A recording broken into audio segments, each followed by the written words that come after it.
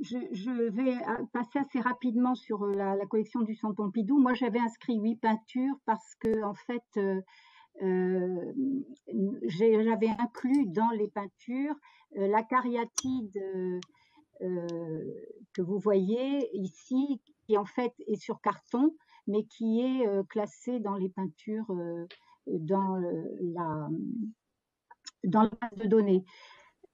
Donc, une grande partie même toutes les peintures proviennent de collections privées. Elles correspondent à plusieurs époques de l'activité de Modigliani. Et la tête rouge a été acquise lors de la vente publique de la collection Lefebvre. Les deux portraits que vous voyez de Moïse Kisling et de Lolotte sont des portraits qui sont rentrés respectivement, alors pour le Moïse Kisling par la Dation Jean et Geneviève Mazurel, et le Lolotte, comme l'a dit Christian, c'est le tableau le plus il a été acquis par le musée du jeu de paume, donc avant la création du musée national d'art moderne en 1932. Gaston Modot est une acquisition plus récente qui vient de la Dation Alex Magui-Glass, et le très beau portrait d'Eddie, lui, vient de la donation Lefebvre. Enfin, les deux derniers sont tous deux des œuvres qui viennent du Fonds Mazurel, qui sont également de la même année, de 1919. Pour les sculptures, donc, comme nous avons vu aussi ce matin, c'est des œuvres qui sont rentrées par achat ou par legs, et en 49 et en 50, et la dernière, le marbre blanc, est entrée par Dation en 1993. Enfin, donc les dessins, là aussi, Christian vous a mentionné la présence notamment d'un carnet relié qui contient 32 feuillets, dont 24 pages de dessin, 2 pages de dessin et de notes, et des pages vierges également. Alors, je voulais mentionner ça, le situer, parce que quand les œuvres sont achevées, après, par l'artiste, elles entrent dans un nouveau cycle, et ce cycle, c'est celui de l'histoire matérielle. Et cette histoire matérielle, eh bien, elle modifie de façon subtile, mais parfois aussi radicale, les intentions de son auteur. Ça peut être le vieillissement naturel, mais parfois accéléré aussi par les conditions de conservation, les apports liés au goût des collectionneurs, des modifications engendrées par des restaurations. Tout ça, c'est des facteurs assez déterminants pour l'évolution de l'aspect d'une œuvre et qui peuvent en modifier la lecture. Pour nous, les restaurateurs, la connaissance de la technique, des matériaux par les analyses et dossiers d'imagerie sont des clés d'entrée dans la matière, et parfois elles permettent aussi, ces clés d'entrée, de combler les lacunes de notre connaissance de la petite histoire, parce que cette petite histoire, elle est assez difficile à interroger faute de documentation. On est donc souvent réduit à émettre des hypothèses qui sont basées sur une logique déductive issue des observations. Par exemple, si je me suis amusée à intégrer dans un tableau les différentes peintures que nous avons dans la collection, et j'ai constaté que pratiquement toutes ces peintures sont entrées en collection avec des évidences de restauration antérieure, sauf le portrait de Dédy. Alors bien sûr, il n'y a aucune trace écrite de ces interventions, mais il y en a les évidences sous la forme de vernis de restauration, de changement de châssis, de rentoilage, autrement dit d'opérations assez radicales qui parfois signent justement la tendance de l'époque après-guerre. Les restaurations plus récentes, elles, qui ont été effectuées au sein du musée, sont documentées, et en général, c'est des interventions beaucoup plus minimalistes qui relèvent de la conservation préventive et qui sont souvent des refixages en lien d'ailleurs avec la diffusion de la collection. Nous avons quand même une archive qui est une archive intéressante. C'est en fait un registre comptable dans lequel sont consignées la mention d'interventions qui ont été réalisées entre 54 et 72. Est-ce que vous voyez bien toutes mes diapositives, le défilement? Oui, oui, on voit très bien. Oui, parfait. On voit très bien. Alors, sur ce registre, comme c'est un registre comptable, ne figure que le nom du restaurateur, la date, l'œuvre concernée et le montant de l'intervention. Alors, bien sûr, c'est peu de choses, mais par exemple, on y apprend que le portrait de Dédi a été restauré en 1967 et la tête rouge en 1969 par le même restaurateur Marcel Maréchal, qui était d'ailleurs le restaurateur qui, avant l'ouverture du Centre Pompidou, était en charge de la plupart des œuvres modernes. On ne sait pas ce qu'il a fait sur ses œuvres, mais le montant, notamment pour la tête rouge, le montant, la tête rouge et surtout d'Eddie, pardon, nous indique un peu qu'il s'agit certainement d'une opération assez conséquente. On a aussi parfois recours à la documentation photographique. Elle peut présenter, vous avez déjà vu donc hier cette photo, on peut y puiser certaines informations, notamment concernant les encadrements. Mais malheureusement, ce sont des photos en noir et blanc, donc aussi qui ne sont pas toujours très précises. Donc on ne peut pas, par exemple, savoir s'il y a eu un vernis, si les œuvres étaient vernies ou ne l'étaient pas. Les sources écrites sont aussi extrêmement réduites parce que il faut savoir que les restaurations n'ont été documentées que dans le contexte des collections publiques et toutes ces œuvres, c'est pour ça que je vous ai fait cette première introduction, viennent de collections privées, donc elles ont une vie avant d'entrer dans nos collections. Au Musée national d'art moderne, la mise en place d'une documentation systématique réalisée par les restaurateurs eux-mêmes date de mon prédécesseur autour des années 80, donc c'est assez récent. Les constats d'état constituent une avancée, certes, dans les pratiques, et les informations qu'ils procurent sont utiles, mais suivant le support qui est utilisé, la façon de faire, il y a une certaine variabilité dans la précision. Par exemple, là, vous voyez des constats qui sont faits sur des supports papier, donc en reportant des informations à la main sur la photographie en noir et blanc. Donc, c'est ce que nous avons pratiqué jusqu'à assez récemment. Et bien que ces constats soient assez rapprochés, vous voyez que suivant l'intervenant, les informations diffèrent. On ne va pas en déduire pour autant que certaines altérations ont disparu. Donc c'est vraiment, si vous voulez, des indications, voilà encore un exemple, qui sont des indications d'ordre général, mais qui ne sont pas non plus d'une précision extraordinaire.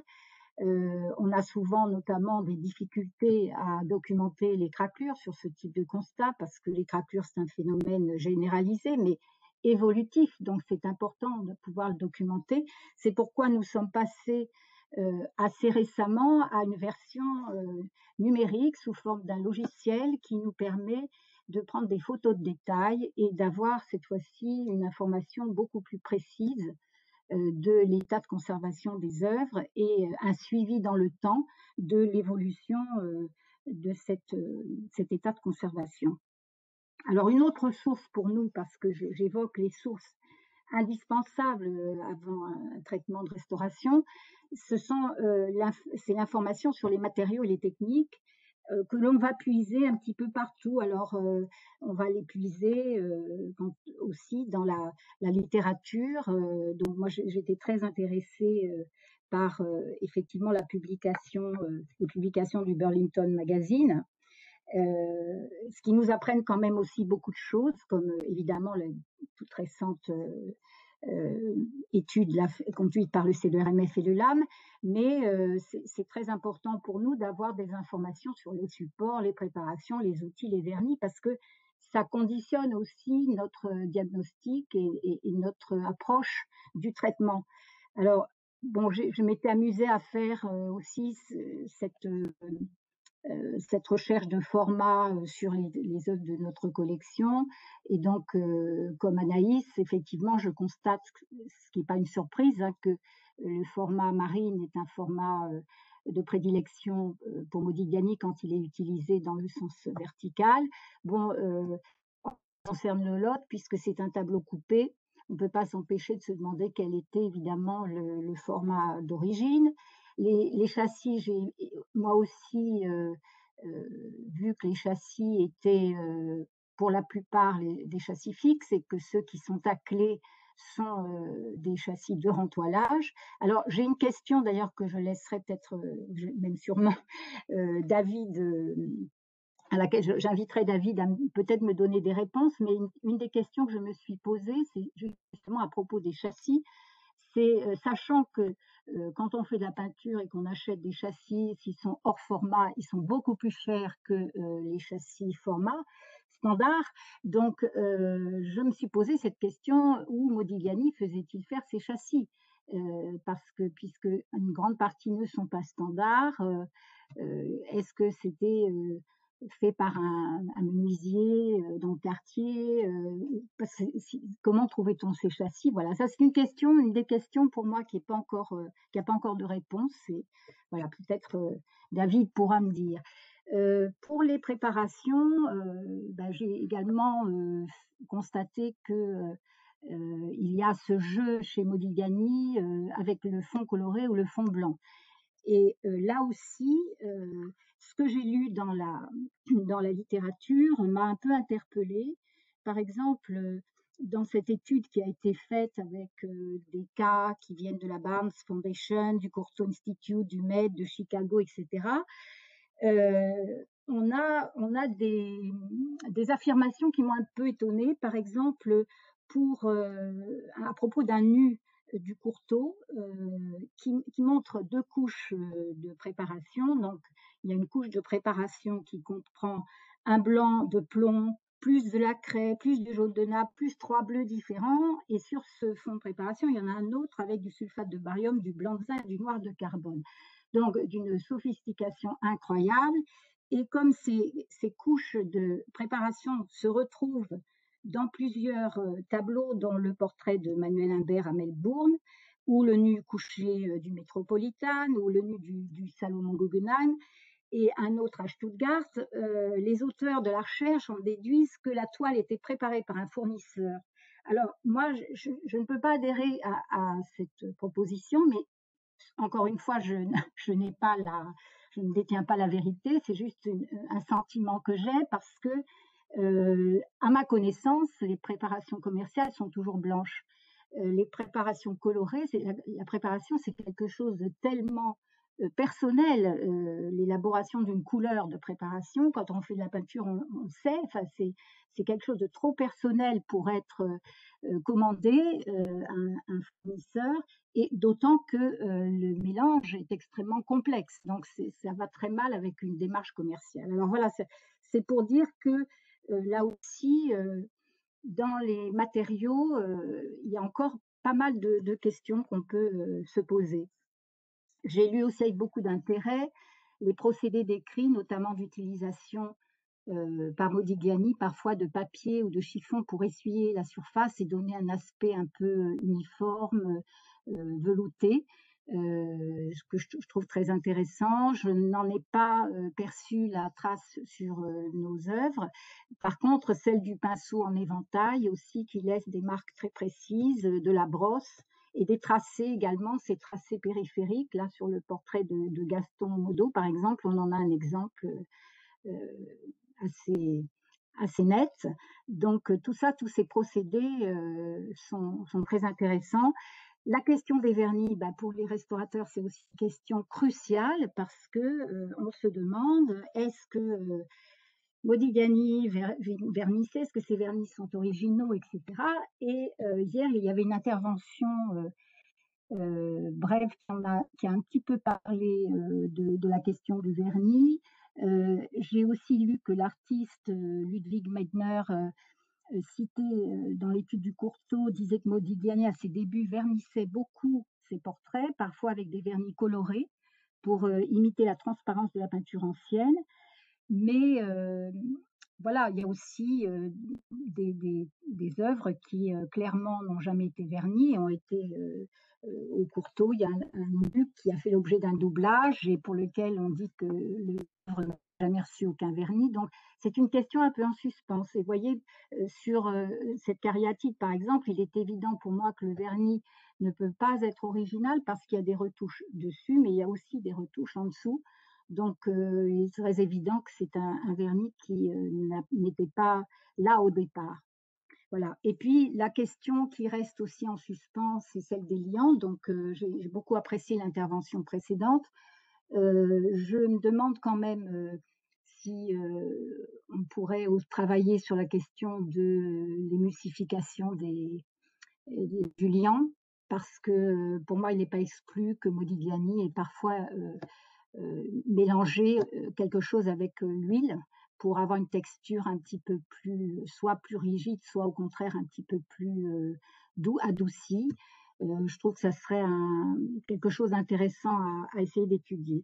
Alors j'en viens aux 3 cas, dont je me suis occupée, qui sont des cas d'intervention esthétique, c'est-à-dire c'est des interventions qui ne sont pas justifiées par, une nécessité de conservation, mais qui sont en rapport avec une amélioration de l'aspect de l'œuvre. Le premier que je vais traiter étant celui de Moïse Kisling, donc qui est une œuvre en dépôt aux lames. Donc ce portrait de Moïse Kisling, il est postérieur à celui qui est à la Pinacothèque de Brera, et je n'ai pas pu m'empêcher d'introduire ce magnifique tableau aussi de Matisse, parce que pour moi, il y a un emprunt évident, à la fois du motif, hein, apparemment c'est assez rare d'avoir ce type de motif de balcon dans l'œuvre de Modigliani. Et puis, je dirais aussi, la couleur bleue et également, la manière de peindre, parce que, j'étais très intéressée par toutes les interventions, qui ont précédé, sur, la technique de Modigliani. Pour moi, ce qu'elle évoque, c'est, beaucoup Matisse, hein, parce que c'est aussi une technique, je vous montrerai quelques exemples, qui est très proche de celle de Matisse. Alors c'est une œuvre qui est peinte sur une toile de lame, mais qui a été rentoilée, dont on ne voit plus actuellement de dos le support. C'est aussi donc un châssis de rentoilage, comme on l'a dit tout à l'heure, mais le lame a conservé le châssis d'origine, donc qui est un châssis en 4 éléments, avec une traverse horizontale et sans clé, avec ces fameux clous dont parlait Anaïs dans sa présentation. Alors, c'est donc les couches préparatoires, il y a une couche de préparation blanche, mais on distingue aussi une couche grise, hein, un peu transparente. Et là aussi, la préparation parfois ne suffit pas toute seule. Il y a la préparation, puis il y a des couches aussi, qui sont des sous-couches. Est-ce que c'est double préparation? Est-ce que c'est une préparation plus une sous-couche? Enfin, c'est difficile de nommer aussi très précisément ces couches qui sont vraiment révélées par les réserves et qui servent aussi au traitement de la couleur. Il y a beaucoup de travail sur cette œuvre en frottis et en aplat, ce qui pose aussi la question de savoir si la peinture est traitée, est appliquée à sec ou si elle est mélangée dans le frais. Enfin, il y a un petit peu toutes ces différentes ressources chez Modigliani. On voit là par exemple qu'il y a un relief sous-jacent qui indique qu'il y a quand même des couches sous-jacentes donc qu'on ne voit pas forcément. D'ailleurs, je pense, je ne sais pas si Anaïs a vu quelque chose là, mais il y a quand même un travail brossé sous-jacent à la couleur. Et puis, bon, c'est ce que soulignait aussi Michel, c'est-à-dire en fait ce travail du blanc qui est un travail de vibration de la couleur. Alors il y a une espèce de contraste entre des formes très simplifiées, mais une couleur extrêmement sophistiquée qui là aussi donc moi me fait beaucoup penser à Matisse avec ses petites touches des vibrations, un peu de jaune, des bleus verdâtres clairs, des roses, enfin cette grande sophistication. Et c'est vrai que c'est un coloriste, mais c'est vraiment quelqu'un qui sait jouer avec soit les contrastes, soit une vibration en fait de la couleur. Voilà. Alors là, par exemple, sur cette matière, on voit très bien aussi le jeu de la brosse parce que ça, c'est travaillé dans le frais. Alors que là, c'est au contraire, il y a une couche qui est appliquée à sec sur une sorte des frottis très légers qui laissent transparaître les sous-couches, hein. Et moi, ce jeu de la réserve, pour moi, il est très Matisse et au-delà, c'est Gustave Moreau parce que je trouve que c'est Gustave Moreau qui est un peu à l'origine de cet usage de la réserve et de l'usage du cerne, de la ligne qui, parfois n'épouse pas le contour, mais qui vient le renforcer en quelque enfin, qui vient se rajouter au contour. Voilà. Donc, c'est important pour nous de rentrer dans la technique parce que, la fragilité aussi de l'œuvre dépend beaucoup de la technique. Donc, cette analyse, elle est indispensable en préalable. Il y a aussi, ici, vous voyez des traces, du pinceau, sur une matière qui est extrêmement, dure, extrêmement, acérée. Et le détail intéressant, c'est cette façon de travailler avec la hampe du pinceau, la chevelure, qui rappelle beaucoup ce que Modigliani faisait sur la sculpture. Alors, l'état de conservation de cette œuvre, bah, c'est un état qui est généralement bon, donc puisqu'il s'agit d'une simple opération esthétique. On voit en UV un vernis qui a dû être véhiculé antérieurement, qui est un petit peu, il y a des traces de brosse, donc on sent il y a eu une intervention précédente, et quelques micro-lacunes aussi qui correspondent aux zones où la rigidité de la matière engendre des craquelures, et c'est l'évolution de la craquelure qui donne ces micro-lacunes. Et puis, on l'a vu, les pigments ont une incidence sur la cicatricité et ils ne réagissent pas tous de la même manière. Et donc, on a ici, par exemple, un réseau de craquelures prématuré, donc de séchage, sur lequel se surimpose un réseau de craquelures, lui, induit par le mouvement du support, des craquelures mécaniques. Voilà encore un exemple de matière avec des infractuosités propres à accumuler le vernis. Des écailles aussi, des petites écailles déplacées nous révèlent qu'il y a eu des refixages antérieurs, qu'il y a dû y avoir à un moment donné des soulèvements et que les écailles n'ont pas été remises à leur place. Sur ce tableau, il y avait également quelques restaurations anciennes, quelques repeints devenus mat. Et puis parfois des repeints, je ne sais pas si vous le voyez ici, directement dans le creux de la lacune sans mastic préalable. Voilà. Et puis l'un des problèmes esthétiques également était le blanchiment de certaines surfaces, notamment les surfaces un peu sombres, donc qui affectaient la couleur. Et puis quelques matités également liées à des refixages qui ont dissous en partie le vernis, ou alors c'est comme ici des résidus cireux. Voilà. Alors les coulures de vernis étaient surtout concentrées dans la partie droite du tableau, au niveau de la fenêtre, et elles étaient d'autant plus gênantes qu'on est sur une zone de couleur froide et claire. Ce vernis était micro-craquelé, micro-fissuré, comme assez souvent les vernis qui sont altérés. Et puisqu'il s'agit d'une intervention que l'on souhaite, enfin, je souhaitais malgré tout assez minimaliste, j'ai eu recours à de nouvelles techniques de nettoyage. Parce que bon, l'allègement du vernis ou le retrait du vernis, c'est toujours un défi technique pour le restaurateur, puisque dans l'idéal, il s'agit de réaliser un contrôle sélectif du retrait des couches non originales, sans affecter la couche picturale par le risque de pénétration des solvants, dont on sait qu'ils s'évaporent en surface, mais aussi en profondeur en traversant le substrat.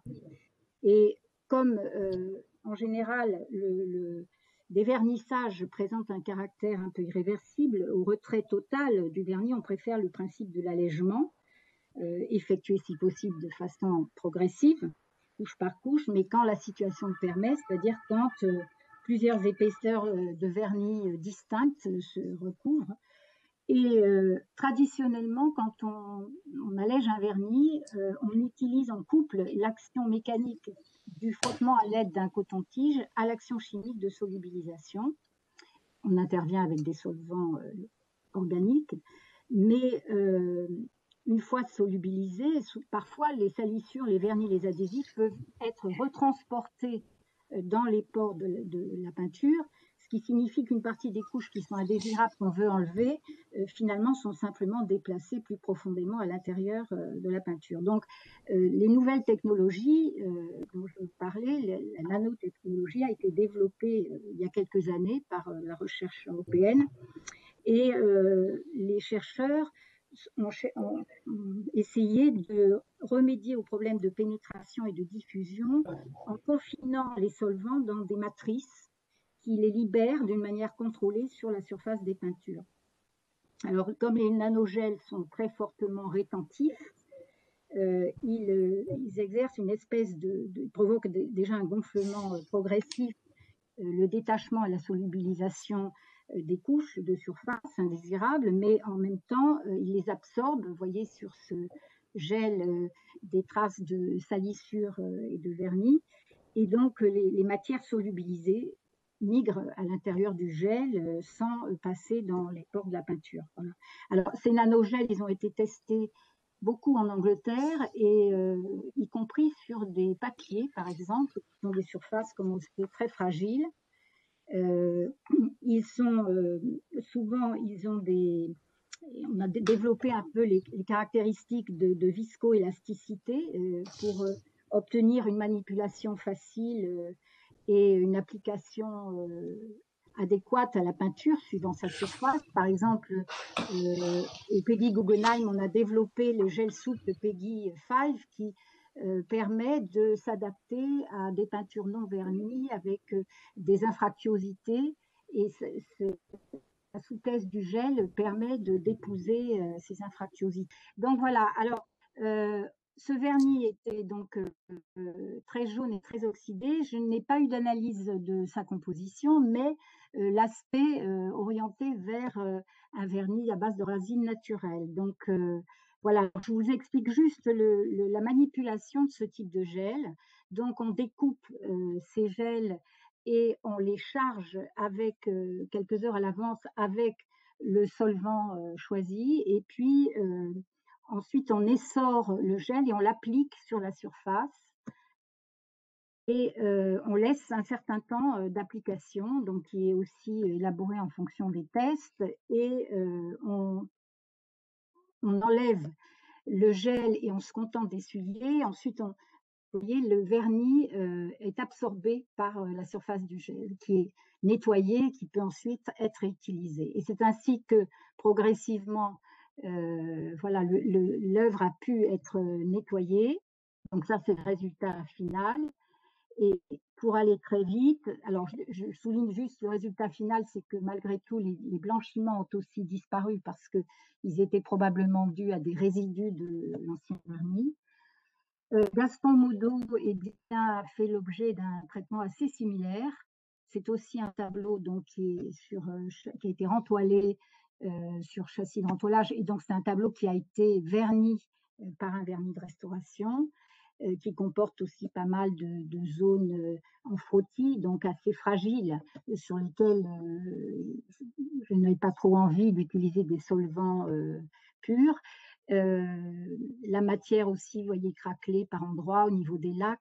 Voilà. Et donc, ce vernis était surtout très gênant dans les parties claires, froides, et comme la chemise blanche et le fond.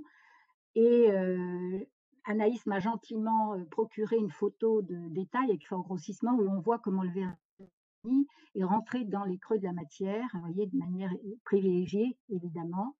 Donc ça, c'est les tests faits avec les différents organogels et la vérification en UV de la solubilisation régulière du vernis.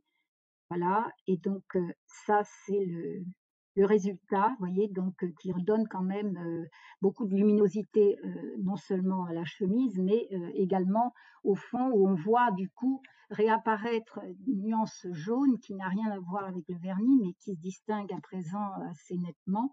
Donc ça redonne aux couleurs toute leur lisibilité. Alors le dernier cas que je vais traiter très vite parce qu'en fait c'est un contre-exemple. Ce contre-exemple, c'est la tête rouge qui est donc sur carton, qui est une œuvre pour laquelle on avait des photos anciennes, noir et blanc, qui montrent bien une technique d'exécution un petit peu comme une esquisse presque, avec beaucoup de très vigoureuse, extrêmement enlevée. Et on voit quand même déjà sur la photo ancienne à gauche que ce fond n'est pas uniforme. C'est un fond qui a déjà des, des vibrations, des différences. Donc on peut supposer que déjà le fond était verni à cette époque. Et on voit sur la photo de droite que l'œuvre a été endommagée par des coulures. Elle a été restaurée, mais nous n'avons aucune information sur l'origine des coulures, sur les restaurations qui ont été pratiquées.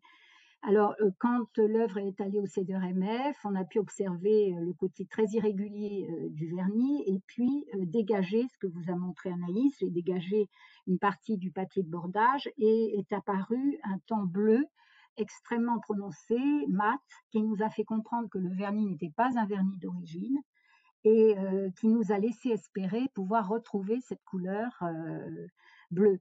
Voilà, il y avait également des restaurations anciennes qui apparaissaient donc avec un fort grossissement. On voit très bien ces traits horizontaux qui sont des retouches en fait anciennes. Et le vernis a été analysé par le professeur Baglioni de l'université de Florence, qui est un peu l'instigateur des recherches sur les nanogels et qui a détecté la présence d'un vernis gomme-lac. Alors malheureusement, parce que c'est un vernis qui se dégrade très facilement et qui devient extrêmement jaune, d'où la nuance verte du fond. Alors, on a fait plusieurs tests de solidité des solvants et voici ceux qui ont été, utilisés. Ce sont des micro-émulsions qui ont été utilisées pour faire une série de tests sur les bords. Et là, on s'est aperçu que malheureusement, même si on récupérait du vernis sur nos échantillons, la texture du papier très fibreuse, très irrégulière, avait été imprégnée de ce vernis, qu'elle avait donc été modifiée aussi par le vernis, que donc la couleur du papier avait elle-même changé par endroits, donc on aurait un résultat extrêmement irrégulier, mat en plus, et cette matité donnait un aspect grisé à la peinture, et donc on a choisi de finalement refermer ces tests, et c'est un petit peu un exemple d'une restauration qui doit prendre en compte le côté irréversible d'une altération. Voilà. Alors, j'ai terminé mon intervention. Je voudrais juste insister en conclusion, si vous voulez, déjà dire que les œuvres de Modigliani sont d'une technique très classique et très maîtrisée, qui fait qu'elles sont en bon état de conservation dans l'ensemble. Et surtout, en fait, la mobilité des œuvres qui les endommage le plus souvent, malheureusement, parce que c'est des œuvres très, très demandées. Et je voulais souligner l'importance que ça pour nous, les restaurateurs, d'avoir accès à toutes ces informations grâce justement à des opérations comme celle-ci, de pouvoir avoir davantage de compréhension des techniques, des matériaux. Dire aussi que moi j'ai travaillé dans un atelier, l'atelier Rostin, au début de ma carrière, et j'ai vu passer des Modigliani, dont notamment la femme à la cravate, la magnifique Modigliani que restaurait un collègue à moi, juste à côté de moi. Et donc, je sais quels étaient les matériaux utilisés à l'époque pour vernir, pour faire des retouches. Et je ne sais pas ce qu'est devenu l'œuvre, si qui s'en est occupé. Et je voulais dire que c'est important d'avoir des contextes d'échanges qui permettent justement de transmettre des informations parce que sur l'histoire matérielle des œuvres et que donc je remercie Anaïs gentille, et Maria-Mélie Senot de m'avoir invité intégrée. Et j'espère que nous pourrons continuer de se poser des questions sur Modigliani et d'y répondre ensemble. Merci.